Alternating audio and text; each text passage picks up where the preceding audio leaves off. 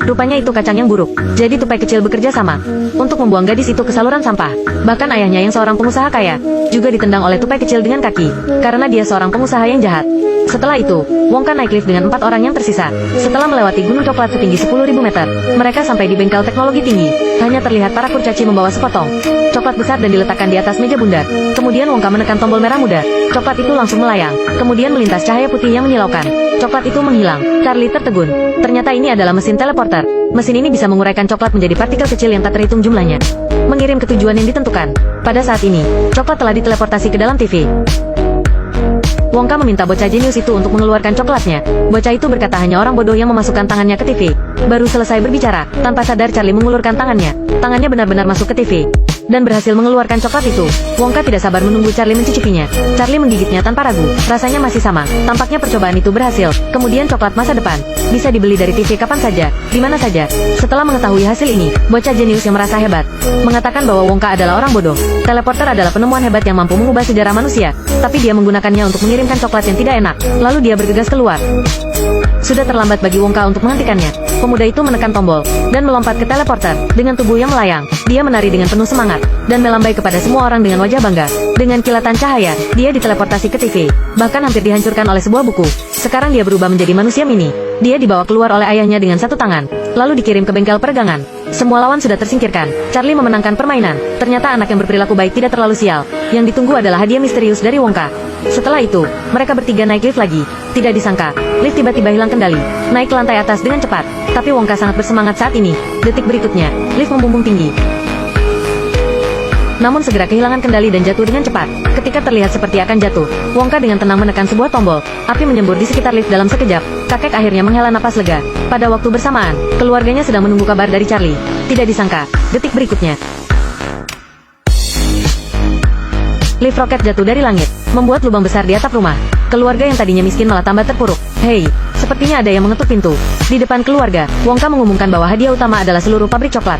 Ini mengejutkan seluruh keluarga. Ternyata belum lama ini, dia menyadari rambutnya mulai putih dan merasa tidak muda lagi. Dia memutuskan untuk memilih penerus yang memenuhi syarat. Sekarang Charlie mendapatkan hadiah itu. Wongka ingin dia tinggal di pabrik. Charlie ingin membawa keluarganya, tapi Wongka menolaknya. Dia merasa orang tua dan nenek-nenek hanya bisa menghalanginya. Jika ingin menjadi lebih kuat dan menciptakan yang lebih besar, harus belajar mandiri, karena dia meninggalkan keluarganya, sehingga bisa meraih sukses yang luar biasa. Dia menggunakan kawat gigi yang menyeramkan sejak kecil, karena ayahnya adalah seorang dokter gigi yang terkenal. Halloween tahun itu, Wongka mendapatkan banyak permen. Tak disangka, ayahnya sangat marah saat melihat itu. Dia tidak akan pernah membiarkan Wongka makan gula untuk merusak giginya. Maka permen itu dituangkan ke dalam tungku api. Dia pikir itu akan menghentikan Wongka. Tidak disangka, ada sepotong coklat utuh di samping tungku.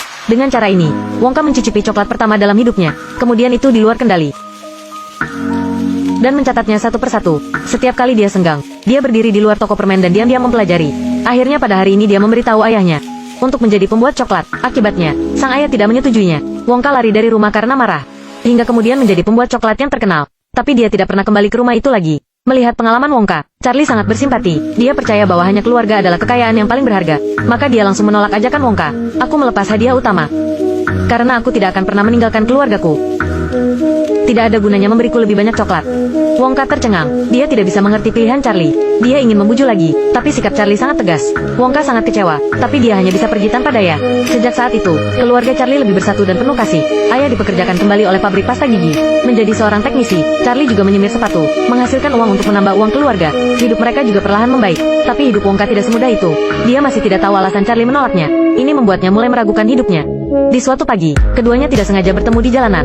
Dia bertanya pada Charlie, bagaimana cara meningkatkan mood saat depresi. Bersama dengan keluarga, akhirnya di bawah dorongan Charlie, Wongka memberanikan diri untuk datang ke rumah ayahnya. Pada awalnya, ayahnya tidak mengenali dirinya. Wongka dengan malu-malu berpura-pura menjadi pasien.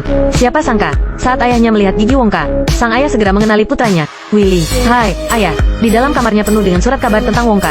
Ternyata ayahnya diam-diam selalu mengawasinya. Pada akhirnya, ayah dan anak itu saling berpelukan erat. Wongka dan Charlie juga menjadi teman baik.